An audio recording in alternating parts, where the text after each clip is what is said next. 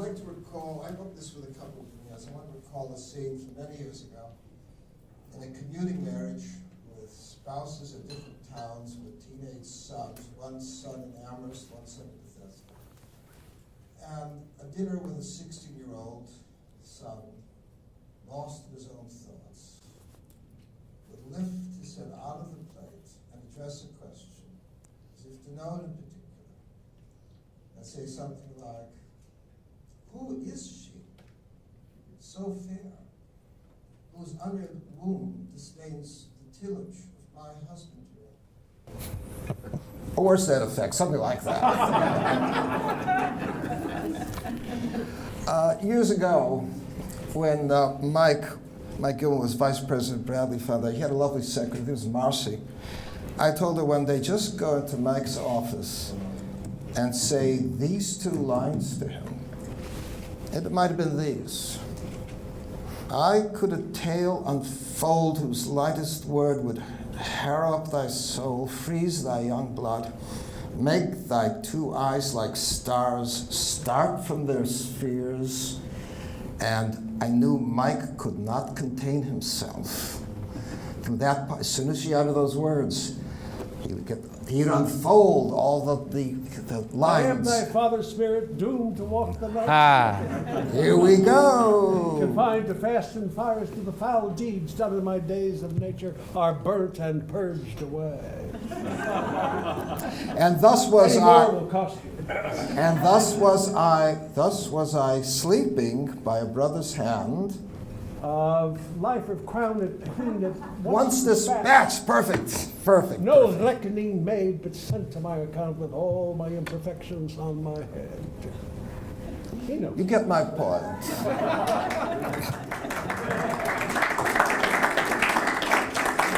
I mention these things. Thank you very much. Can we see your up tempo? Do I get union scale? Right, exactly. No, the seals come out next for us. I mention these things because the first thing one has to know about Ed Gero is the thing that Nino himself mentioned to me when he first described him to me, as he urged me to see this play that he could not make himself see. And what he mentioned first was Ed was a serious Shakespearean actor and teacher, that he was a serious Catholic, and the most appealing, congenial man, something Nino knew more surely after he had lunch with Ed and heard his account of the play, The Originalist. And with that, let me fill you in on that background, that Ed's rich resume accumulated over 35 years in Washington and other places. Earlier at the Goodman Theater in Chicago, he had played Gloucester to Stacy Keach's Lear. In 34 seasons with the Shakespeare Theater Company here, he appeared, I think, most recently in King Henry and Henry IV, parts 1 and 2. In 70 other productions, he did such things as Hotspur and Henry IV, Bolingbroke and Richard II, Macduff in Macbeth. Other DC credits include Scrooge in A Christmas Carol at Ford's Theater, Salieri, tough part in Amadeus, Sweeney Todd in that as Signature Theater, and also in House of Cards. I missed his performance in that one. He's been the recipient of the prestigious Helen Hayes Award 4 times, nominated 16 times for that.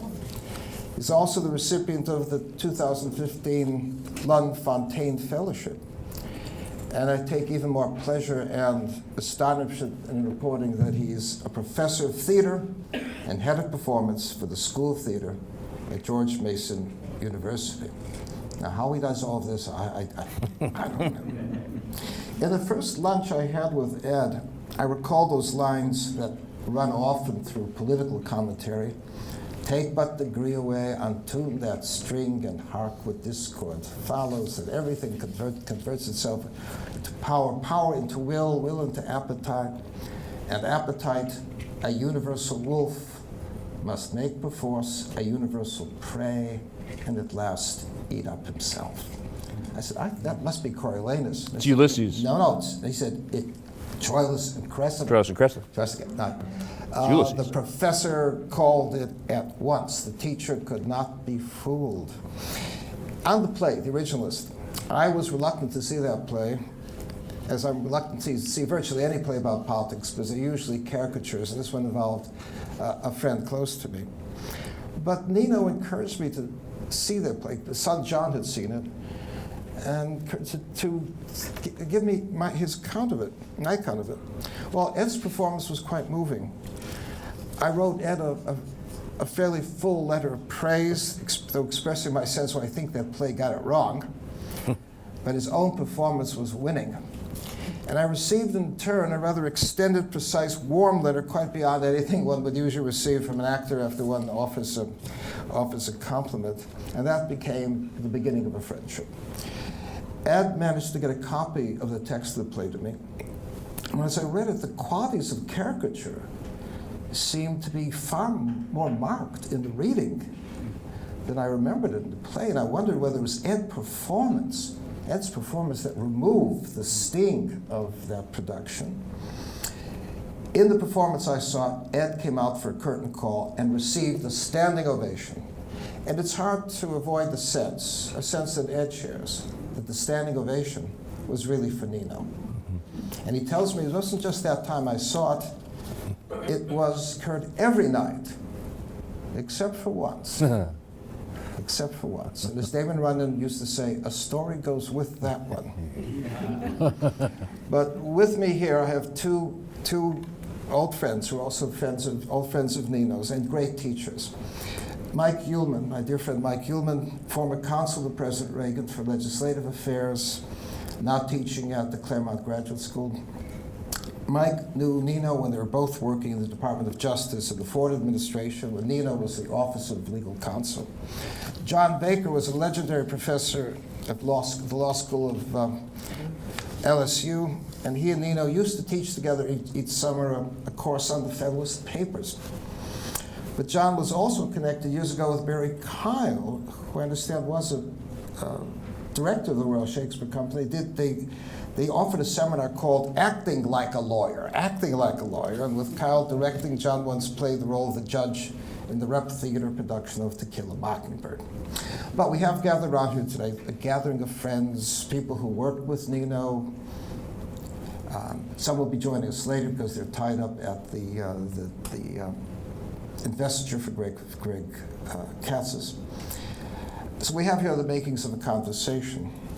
John also did a review of The Originalist in the Washington Times. And so let me join the group and begin in this way. Mike Uhlmann and I had a great teacher, Leo Strauss, who used to say that it's quite fair to begin on the surface of things because the surface of things often led down to the heart of things.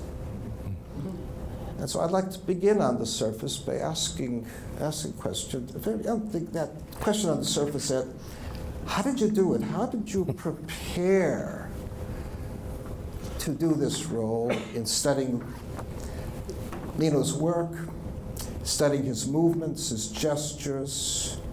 But before you do that, will you tell us the story of the night you didn't get that standing ovation? Oh, I'd love to. Is that other microphone around? Or Yeah, just use it? Okay. Thank you, Hadley. Thanks for that lovely introduction. You walk into a theater, you can expect a certain kind of audience, but coming in a robe playing Justice Scalia was, I never quite experienced anything quite like it. I knew within moments what side of the aisle the audience was on. It was more like the State of the Union.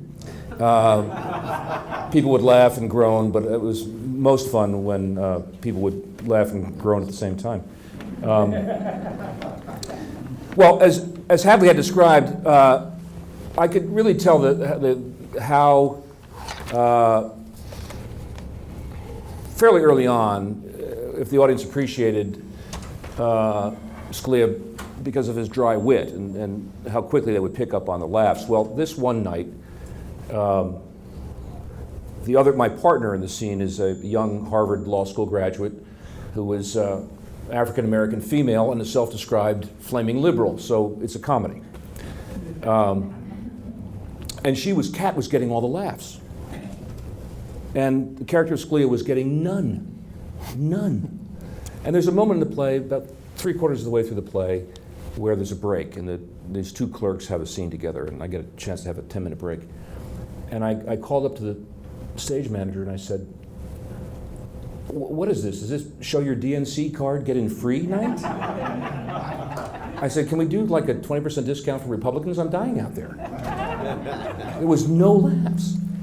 Well, it came to the curtain call, and the clerks would come out, and Kat would come out, and people would start to stand, and I'd come out, and people continued to stand. And by the time we took our company bow, everyone would be on their feet, but not this night.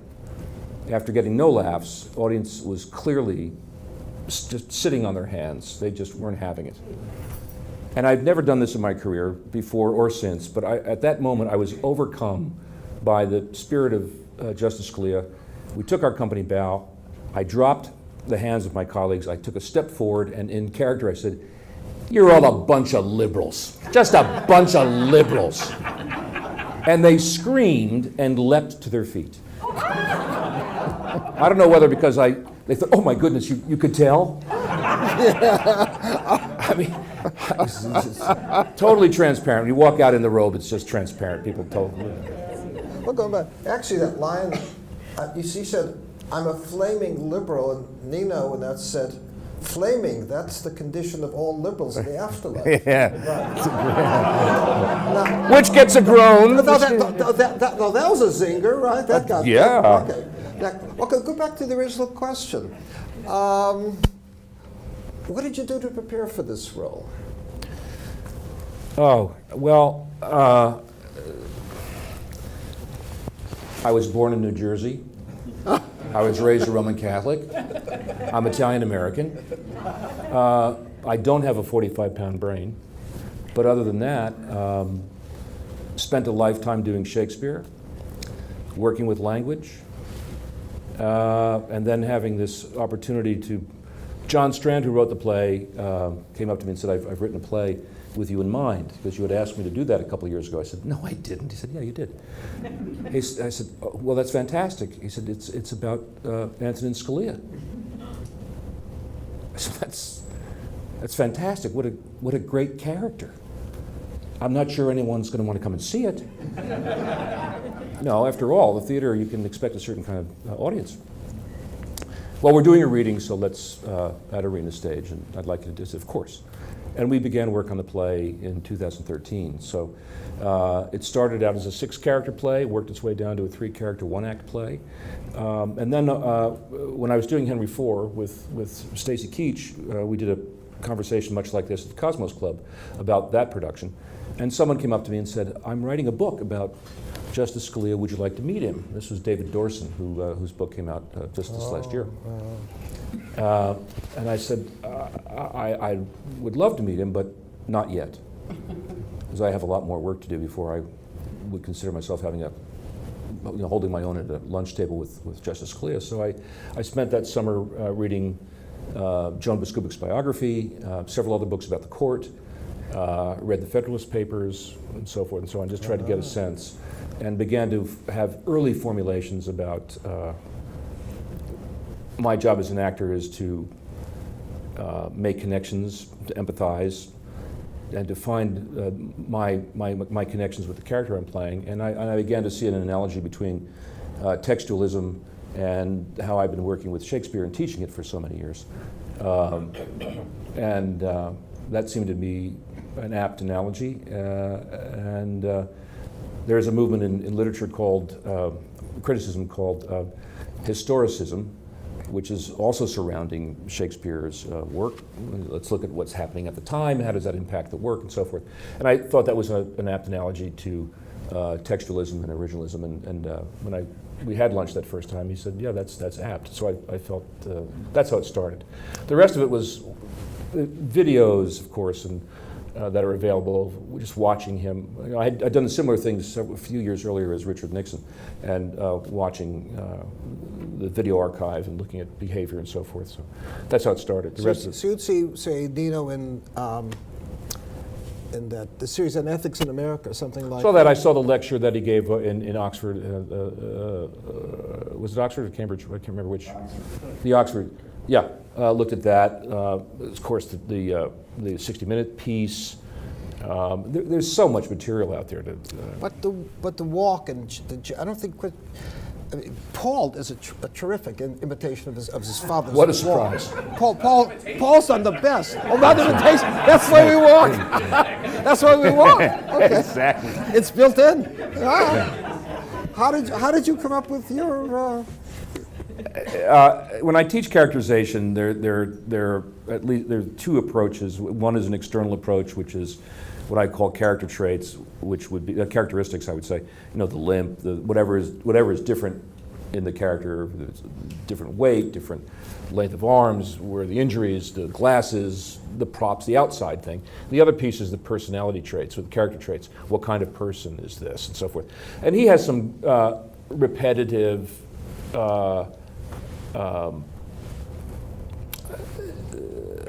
Gestures that are Scalia-isms. Oh. Oh yeah. Such as. Well, the walk. He doesn't swing his arms. He didn't swing his arms when he walked. He just didn't. I don't know whether. And you think, okay. And the hand was always out, and so forth. He folded his arms a particular kind of way. He was right hand dominant. What a surprise. Always the right hand over the left. Always, always, always, always. I mentioned that to him at the first lunch. I said, it's not a surprise that happens. But there's that, the folding of the arms. So you find 3 or 4 that are sort of iconic, and you keep them consistent. And I think the audience fills in the rest. It's like pointillism, right? You make the dots and everyone else connects it. So. Okay, John remarked in his review in the Times that he didn't quite catch Nino's laugh, that hearty laugh of his. It was harder to do, right? I'm working on it. John? Wasn't in the script. No, no. I do throw a couple laughs in. Not the jokes, but the Yeah, I know what you mean. Yeah. But it was more than that. There was also a speech pattern. What I really appreciated when I first saw him on the bench before having that luncheon, the man knew how to land a joke. I mean, he knew how to tell a joke. He also knew instinctively how to do long, compound, complex sentences, much like verse speaker, to drive the energy to the end of the line, don't lose energy. I mean, he was a great oratory skills, great performative skills. But there was a speech pattern that I tried to unlock. Everything had an upward inflection, and not in this sort of, valley speak, where at the end of the thoughts it goes up. That drives me mad. But in the sense of a Shakespearean actor, where the ideas end and they lift up, and the hand would come up. And it was always like that. And I said, what is that? There's something underneath that. What's the what I would call the impulse thought? And I finally realized what it is. I've worked through everything. I've thought through everything. And here's my resolution. And it's obvious. It's obvious. And there was a great, that had an energy. That's true. Because he had done the work. That's true. He'd reasoned it out. And to him, it was crystal clear. And that's his gesture. It's obvious. You got that one This right. is my opinion, and I'm right. You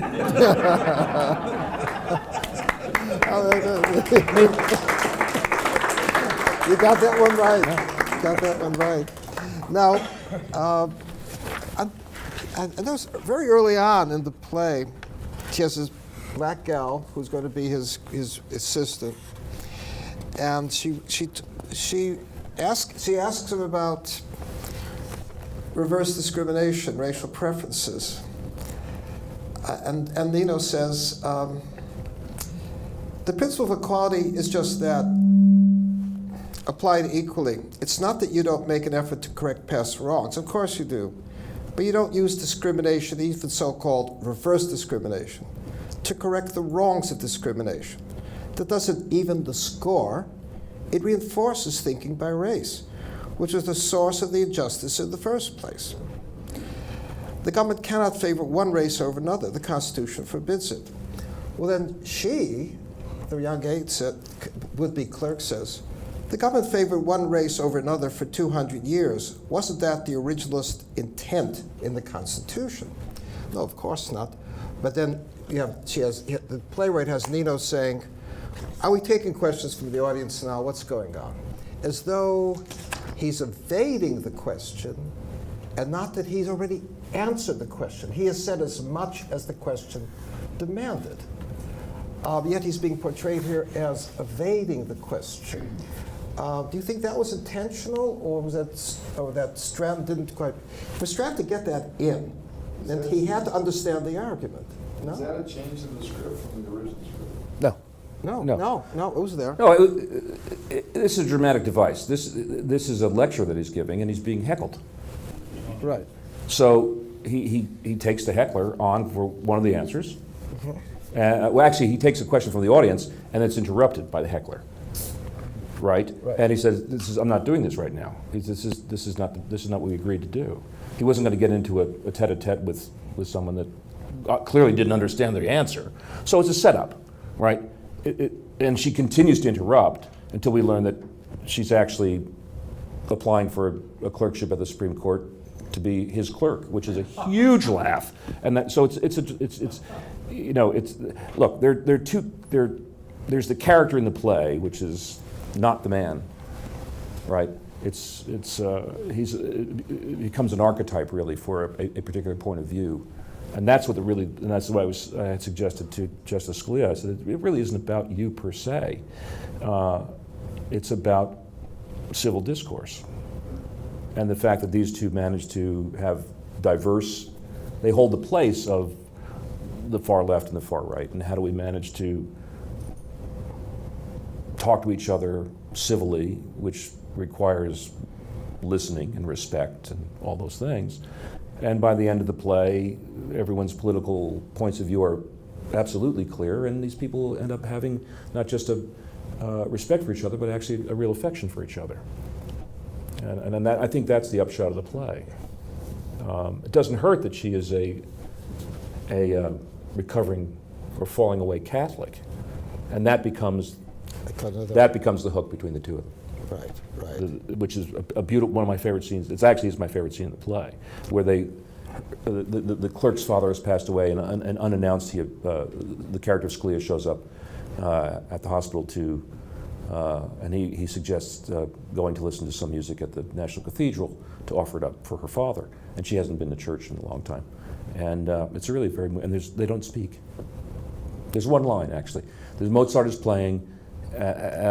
And the character of Scalia says, as we hear the Mozart,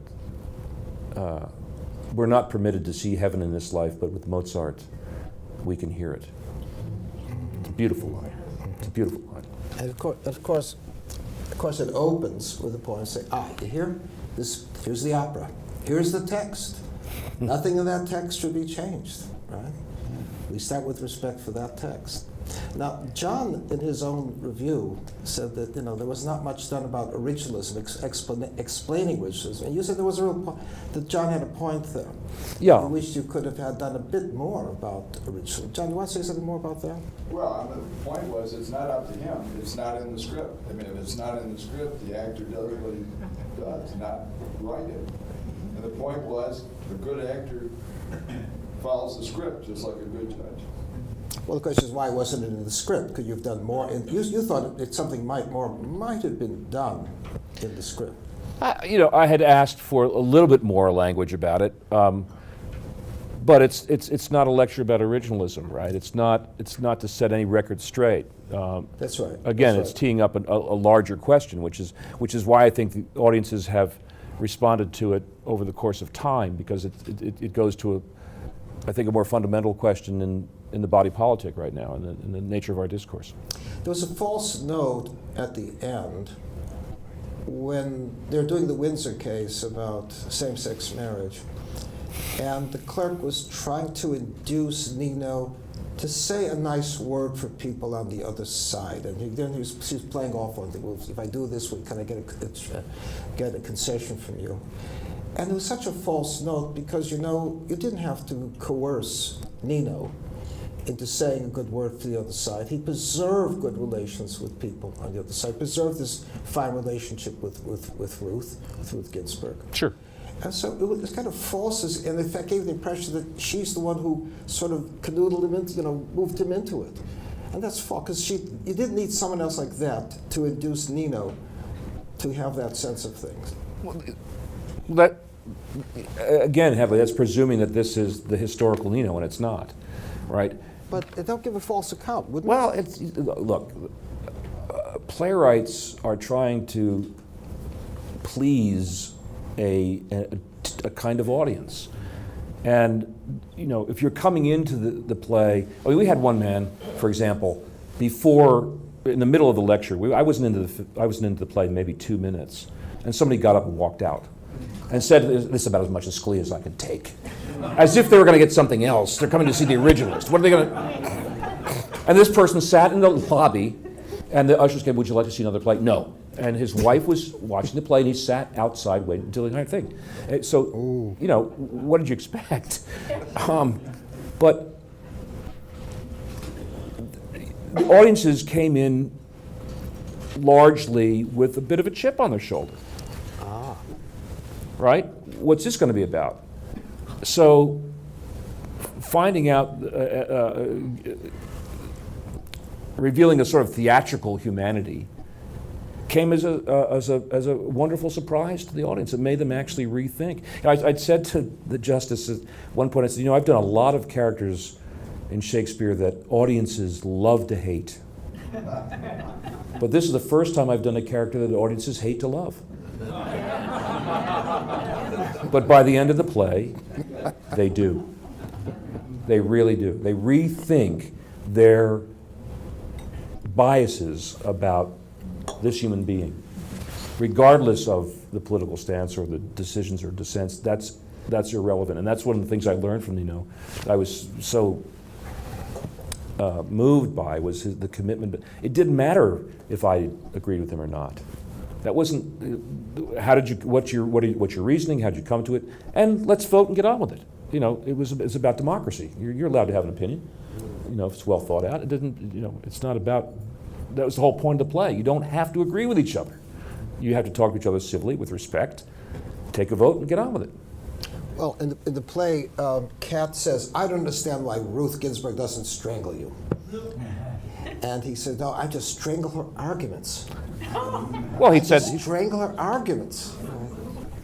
Yeah, I mean, she said that herself, right? She said, I don't attack people. He said, I don't attack people. I attack ideas. Now, some really nice people have some really terrible ideas and opinions. Doesn't make them bad people, right? And that's his line. They say the good news about what I have to do in the play is that a lot of the text are his words. So I've got the best part of the text, right? If it's the role of Kat is the hard part. She's a young 20-something stand-in for Ruth Bader Ginsburg, and that's a tough role to play.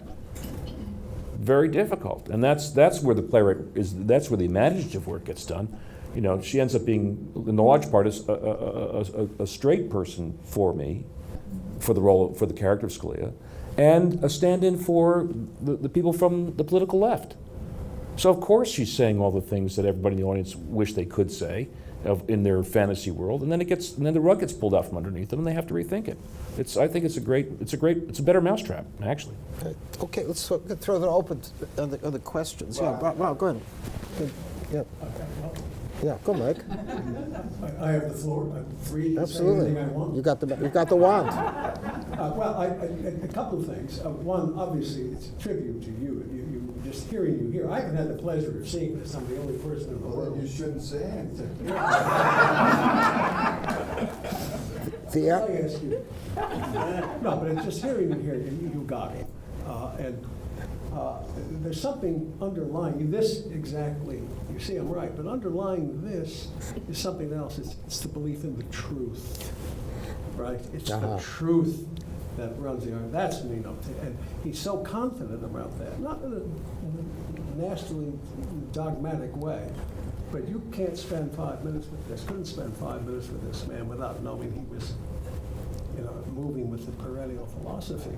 He, when he came to Claremont to teach, oh gosh, it was 10, 12 years ago, I said when he stopped by my class, I was doing a class on the separation. Yeah, sure.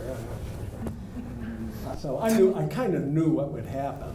And I anticipated it by having a nice stash of cigars. And Maureen knew what was going to happen too, so she went off to see a fellow who taught, now dead, taught at Pomona College, a novelist.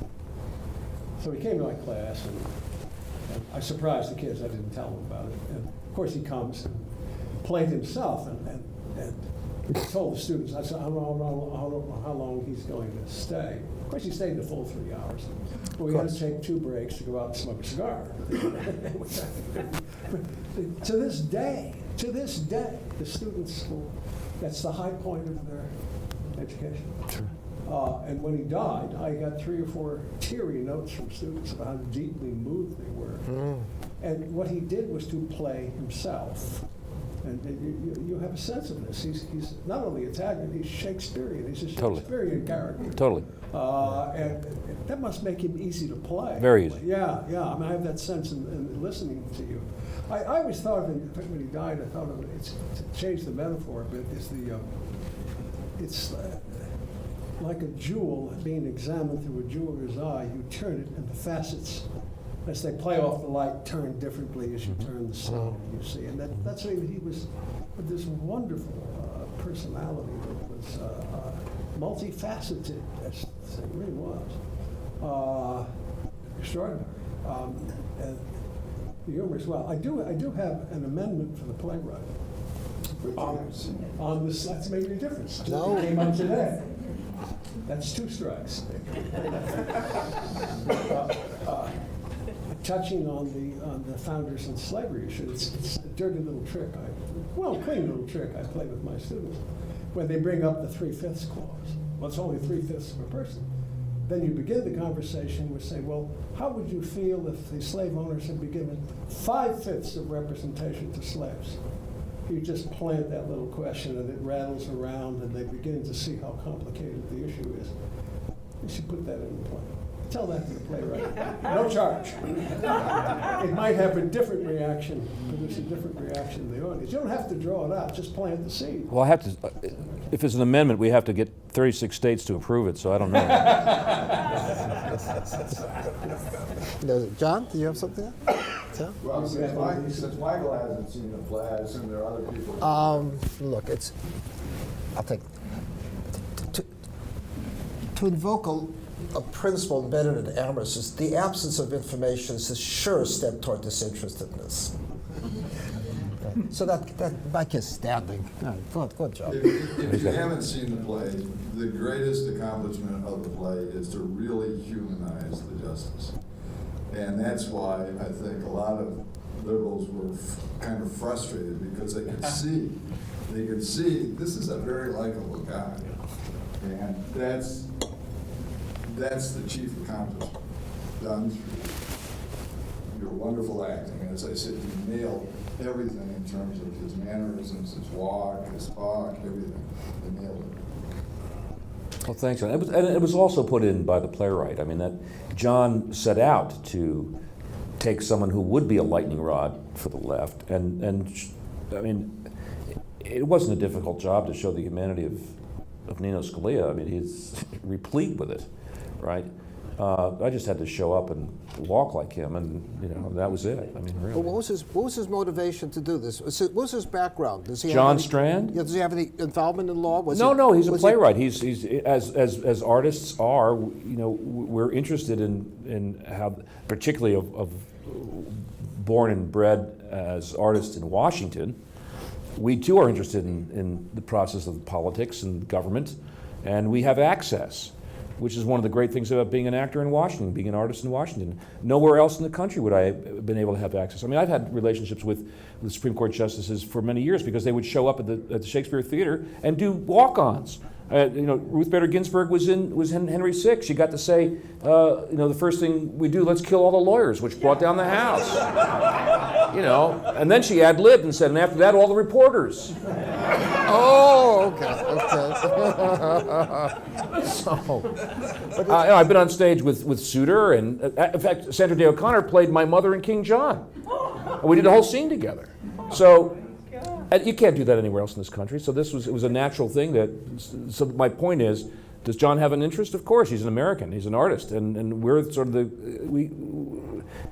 we are in many ways, or some ways, the sort of the canary in the mine. We're the voices in the wilderness saying, stop doing that, or do this, or theater has the power. What do you think of Athens, right? The other great center of democracy. Artists were part of the conversation, and we are part of the. And with this play and with other plays like it in Washington, we're reasserting the power of the theater to have a place where people can challenge their ideas. I mean, it's not called the auditorium, the hearing place, for nothing. I mean, I said to the president of George Mason at breakfast the other day, I said, the theater is one of the only places left on earth where actually people pay money to sit down and listen for 2 hours. That's why it's called the auditorium. I think of Tom Stoppard's great plays and Jumpers, where the jokes are about logical positivism and take some refined sensibilities and people go, Yeah, right. like that. But what about Strand? He obviously had an interest in watching these things closer, because there's one line of the play that struck me as he got something quite right.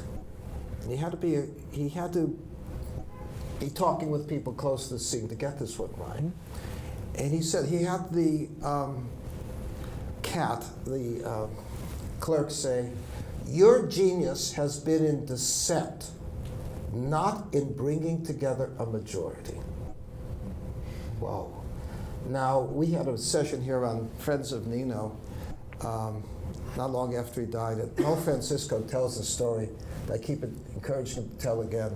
When he was clerking for Nino on the Supreme Court, and there's one opinion where Nino was just pushing through, and Noel said, you know, Mr. Justice, I think if you just soften this line a bit, you might be able to bring Justice Kennedy over, and get another vote here. And at the end of the day, Nino was leaving, and Noel said, "Mr. Justice, have you thought some more about what I suggested to you?" He said, "Yeah, I decided to be me." Okay.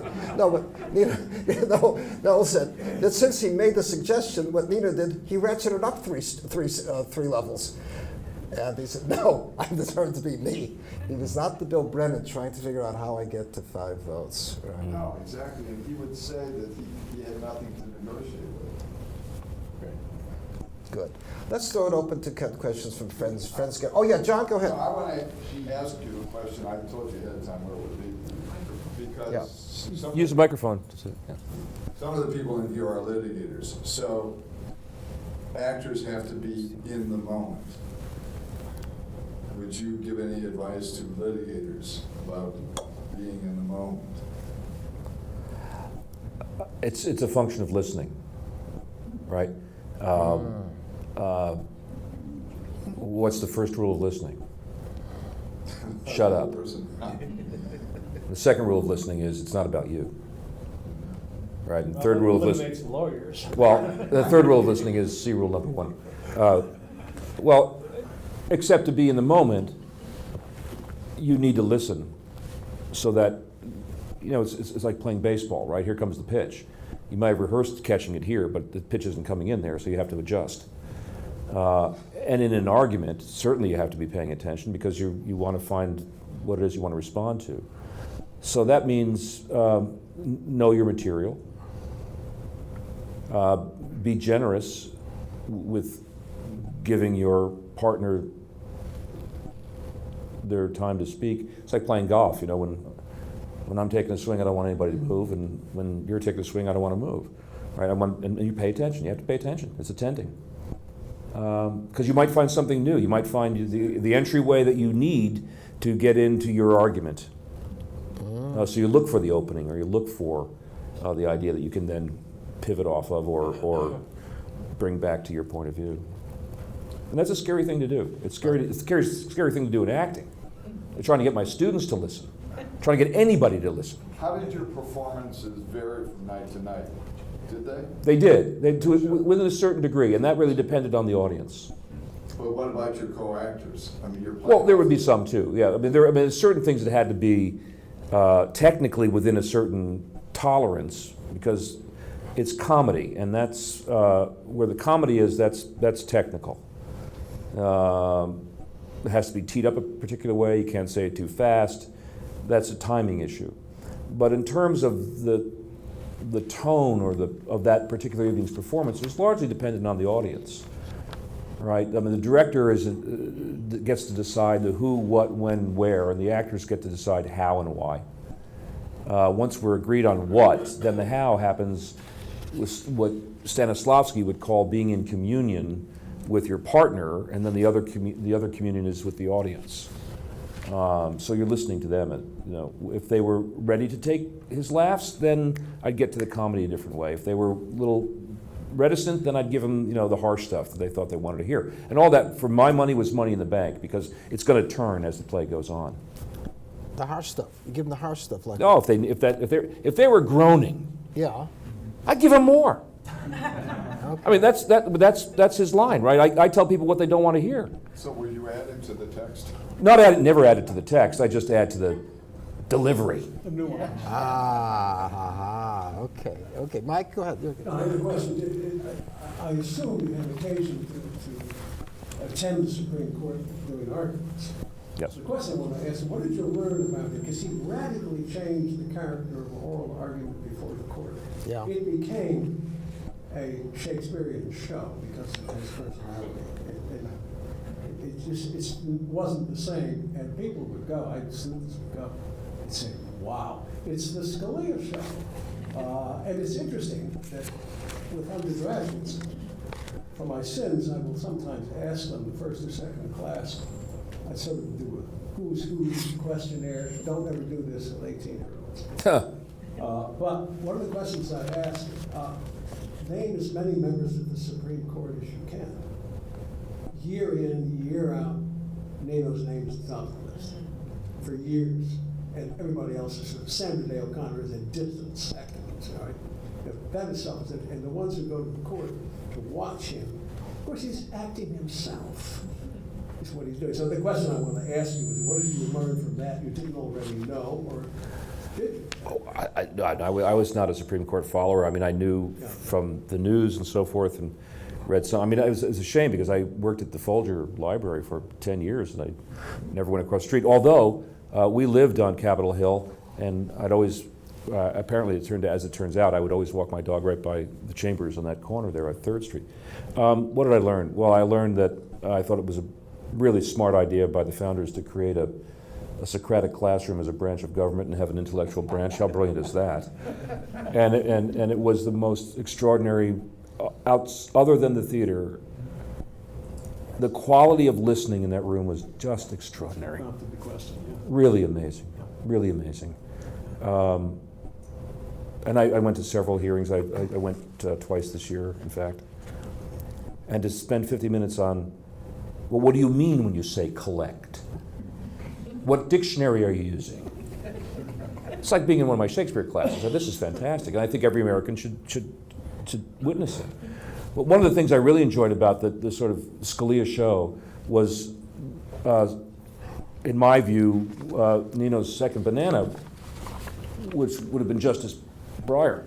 And because he had a certain way of who's going to get the bigger laugh. Well, that's hands down, it's Nino. I mean, they've done studies on it, right? But Justice Breyer, who I've met several times, when I told him he came to see Christmas Carol. There was a VIP reception, and I said, I'm going to be doing a play about the Supreme Court. Oh, you really? And I said, yes, I'm playing Justice Scalia. He said, oh, well. Who wants to go see a play about the Supreme Court? Right? So the two of them on the bench, right? So Justice Breyer would make some witticism. And you could tell he was a second banana, because I recognize the behavior, because I do it myself. He would say the line and then, how'd I do? How'd I do? That's right. That's right. Right? That's right. And then Nino would say something, he'd say one line, drop the mic, and the house would come down. That was the end of that. I mean, it was a wonderful relationship, really wonderful relationship. But But the Socratic stuff, the Socratic style didn't really come until the advent of Nino. Because Nino himself tells a story when the few times he argued before the court, he made the whole argument, and it wasn't until the end, until Byron White, just out of courtesy, just asked him a question.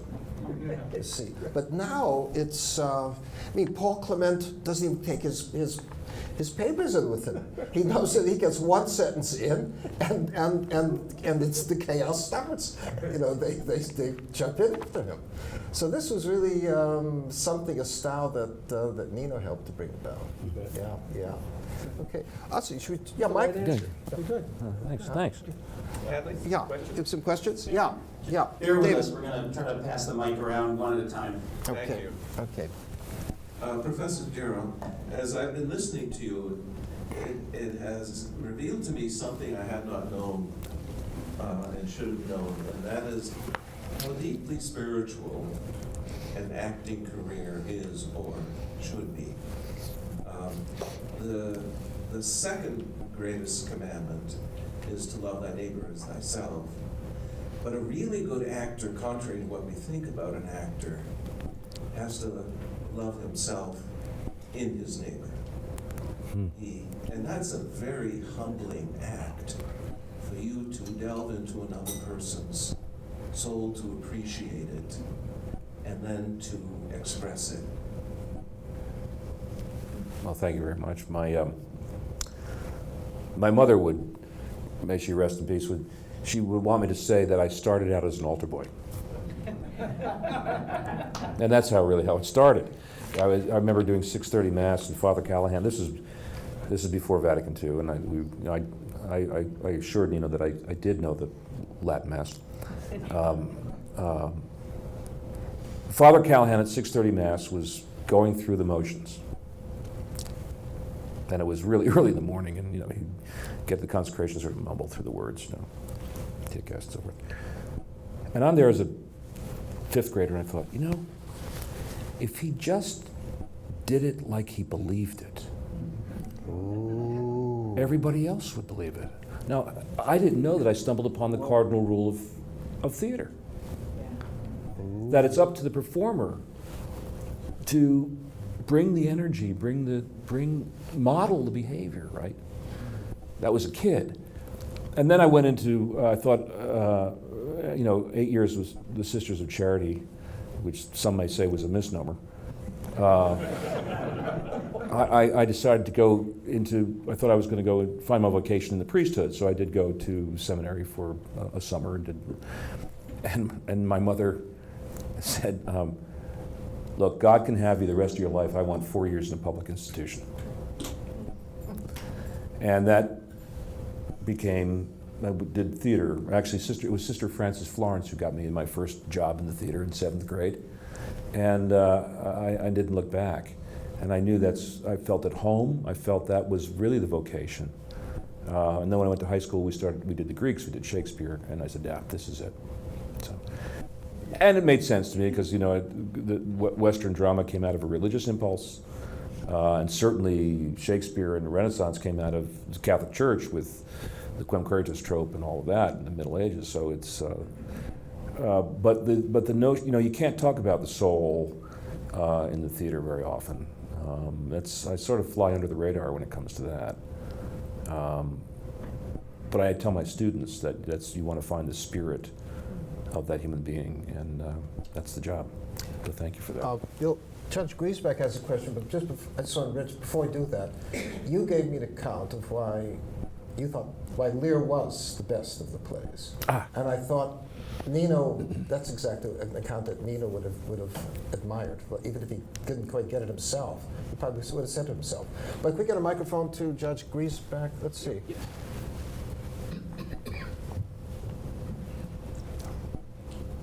Bill. You mentioned, Professor Gero, how the impact of the play changed people's images of Justice Scalia. They no longer saw him, or they saw him as human. I don't know. Did in your experience, did you see anyone change their minds about the ideas that mattered so much?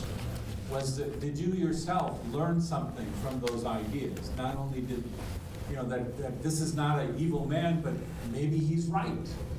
Was there any of that that you saw from your experience? In the audience? In the audience? Yes, or among the cast. Yeah. Well, it's certainly. Well, I'll give you an example. When we the first run of the play in 2015, while he was in session, it was a splash because, oh my God, you look like him and all of that, and this is incredible, and so forth and so on. But after his passing in the last election cycle, we reopened the play on Inauguration Day in Florida. And audiences really sort of dragged themselves into the theater. I mean, there was a heaviness. And at the opening night reception, people were buoyant. And they said, there's hope? I said, yeah, it's called the U.S. Constitution. And there was, and as we went forward, there was a real sense that people were listening differently, because here was an individual, a Supreme Court justice who was transparent, consistent, language mattered, words count, and what started out, I think, in the 2015 as sort of a lecture to the left has now changed a little bit as a sort of cautionary tale to the right. This is what it means to be of any political bent, but be consistent, be transparent, be reasonable, and that they get. So there is a sense of, come back, Nino, all is forgiven in the audience. But Lear is the best. Lear. Yeah, we talked about that. Well, we had a little bit of a disagreement because Nino would be called an. He said he was an Oxfordian. He didn't believe that Shakespeare wrote the plays. I said, oh, come on. What's the matter? A Glover's son? How do you count for Mozart? That stopped him. But no, I think Lear is the greatest play. The canon of Shakespeare to me is what I would call, other than the Jerusalem Bible, this is sort of the humanist Bible, right? And that is to say, I believe that he was an avid, fervent Catholic, and a lot of critics would agree with me. But here's this play called King Lear, which is, there's moral depravity, it's apocalyptic in nature, and the gods aren't answering the calls. People are screaming to God, and there's no answer. But in a way, Shakespeare provides for a world where apparently God doesn't exist or isn't intervening, that there's human intervention, divinely inspired, so that it's the intentionality of what we do that matters. And I think that's what the power of the play is ultimately. Right. Other questions? Michael Peck. You've done some work for Michael. Mm-hmm. Well, I thought it was a great performance, and I did see the play. I'm guessing I'm in that category of the audience. We're doing a documentary on Clarence Thomas, and Clarence Thomas and Justice Scalia were great friends and admirers of each other. But you should watch the documentary for a different view about oral argument. That's an area where they maybe didn't see it exactly the same way. And oral argument for Justice Thomas, isn't the heart of the way the Supreme Court deliberates, and he prefers a quieter court, as he says. But my question is about, goes to Hadley's opening few comments. I mean, you're right, the playwright, this is not the real Justice Scalia, it's a play and a character. But what's the playwright's obligation to history, do you think? I mean, clearly it doesn't have to be 100% accurate, but if it were an inaccurate portrait of Scalia, no one would like it. I mean, you study him, we admire it because you captured him. So to what extent is the playwright obliged to be true to history, and to what extent is he not? I think that depends on what the intention of the playwright is of writing the piece. If you're writing a parody, or if you have a particular political point of view that you're trying to propound, then I think all bets are off. You can do whatever you want. It becomes satire, or it becomes a screed, a political screed. I think John, because his intention was to find out what's happened to the center in politics, that that was the intention of the play. So there's a certain amount of integrity that you want to keep in order to make that argument as clear as you can. So I think it's a question of intention. There's a couple of other plays. I think that one ran at Woolly Mammoth, where all the Supreme Court members were there, and it was a send-up. So if you're doing sketch comedy or you're doing political satire is one thing, but I think John is a classical writer. He's written, translated many French plays. He's a classicist, and this play, the Shakespeare, he's drawn to the character because of the Shakespearean dimensions and the question that's being engaged in the play, which is it's a larger question. How much liberty does that allow in his genre? Well, he's taken some, and I've had to defend the playwright a couple of times. The scene where is a stretch, where the character of Scalia sort of bemuses that he never became the chief, and several of Nino's friends and colleagues said that's just not true. In fact, the justice said the same thing to me in a note. He said, Right. not true. And in fact, his son Jonathan, opening night, had the best line, really. He said, I'm going to have to ask Dad about that because he never meant, he said, because, that's largely an administrative job. And Dad he can't even get his socks organized in the drawer. So I thought that was, arguments, end of argument. The case has been submitted. But there was an article, and I did the research on that, and I argued with John about that scene. I said, why would you want to alienate the people who knew him, and provide fodder for those who didn't? I don't get and he said, no, he didn't budge on it. He said, I'm trying to humanize him and give him a vulnerable moment. Okay. But there was a thread of truth about it. There was an article in Time magazine called The Scalia Charm Offensive, and it was a secondhand account by someone who overheard something at some restaurant in Georgetown, and every other piece about that was referenced that article. So it was fake news from the beginning. And with regard to fake news, I am fake news, by the way. It was the 50 minutes after the justice passed away that I was on some senator's tweet, sending out condolences about the passing with my photograph on it. So, and Salon.com did the same thing, and so did the Huffington Post. But Salon.com had my favorite one because I thought it was like a line from the Onion. The headline was, Republicans refuse to give hearing for the Scalia replacement. That was my photograph. I thought this.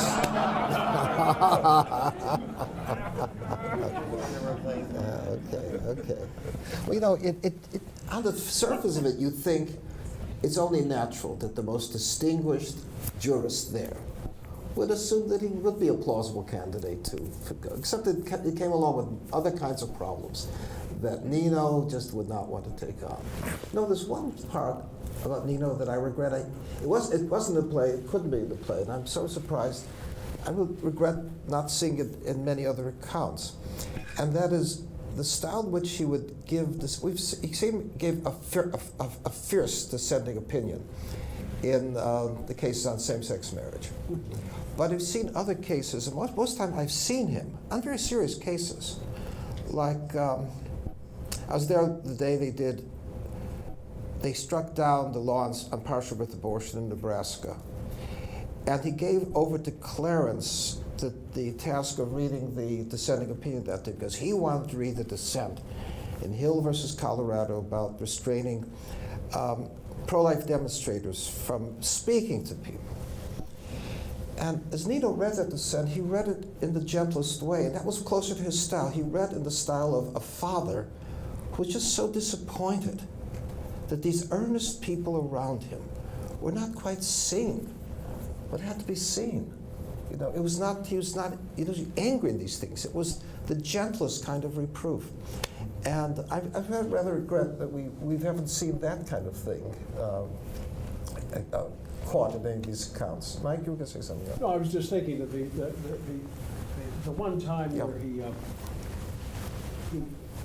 let me put this delicately, lacked gentilezza it was almost his swan song. It was at Obergefell, and he said of a certain other member of the court who shall remain thankfully nameless, if I wrote a sentence like that, I'd be in the closet with a bag over my head. Right. He couldn't resist that one. No force on earth would have struck that sentence from me. He said, oh, go on. No, I mean, one night at supper, he said, I'm going to miss Dave Souter. And I said, Dave Souter? I said, look, you said Dave Souter at an 11th Amendment case, and Souter was going to unfold along dissent, and you said, oh, here we go again, another one of those long, tedious dissents which have brought down whole forests in the Northwest.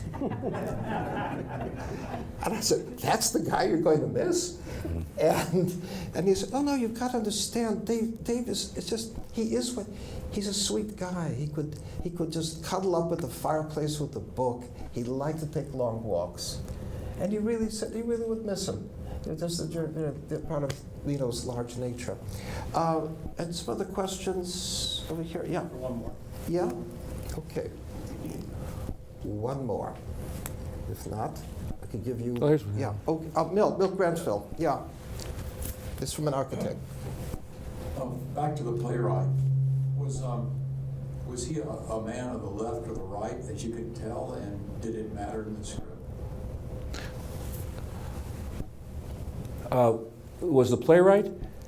I don't know. I'll tell you why I don't know.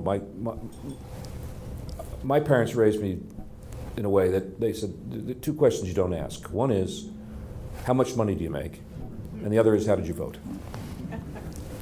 But I will say this: I get that question a lot. And in fact, I was with the justice on the skeet shooting event with his clerks, and that's the first time I ever went skeet shooting. I had the apparel and the aim, but I didn't have a gun. And I had beginner's luck that day. I was knocking them down, and Justice Scalia was not. And that didn't make him very happy. He took to take walks. But someone asked me, what are your politics? And he answered for me. And I'm not sure whether, it certainly was cover, but I'm not sure whether it was an insight of his. But he said, he's a lot more conservative than he lets on. So that was pretty good. John, I think he's an independent thinker. I think as artists, I go along with Groucho Marx. I never want to be a member of a club that would have me as a member. But yeah, I think there's a responsibility as artists not to. You could put it in your work perhaps, but we're observers. I think. Maybe that's my Shakespearean background. That you don't want to prescribe anything; you just want to observe it. You said in your teaching you also use duck soup. Yeah. Right? How do you use the Marx Brothers? Well, as great examples of really brilliant comics and technical ability and one-liners and delivery techniques and so forth. And of course, that play, that film, Duck Soup, there was a wonderful article that was written this year about what Rufus T. Firefly can teach us about the Trump administration. There's somebody who doesn't have any credit for the job, can't take insults very easily, and goes to war over a lot of. Anyway, that's it's a university. What are you going to say? But the thing about I would say one thing about George Mason is that I was very thrilled when the law school was named after the justice. And I keep reminding the president that it's not just the institutional legacy, but there's also the artistic legacy at George Mason. And it ruffled some feathers in my colleagues in the University Senate, and I was very, very proud of how President Cabrera handled that. It's about intellectual inquiry and so forth, but it's, I was mistaken one time earlier before I did this play. I had to do a lecture at the business school, which is the same place where the law school is, and I had my beret on and a black overcoat, and some law student said, "Good morning, Mr. Justice." I went, "Oh no, I think they think I'm somebody I'm not." So, but, and I would just say one last thing is that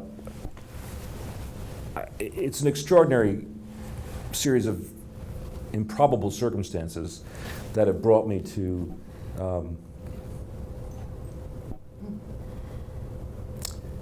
this moment. We leave Tuesday for Chicago, and we'll take this play to New York.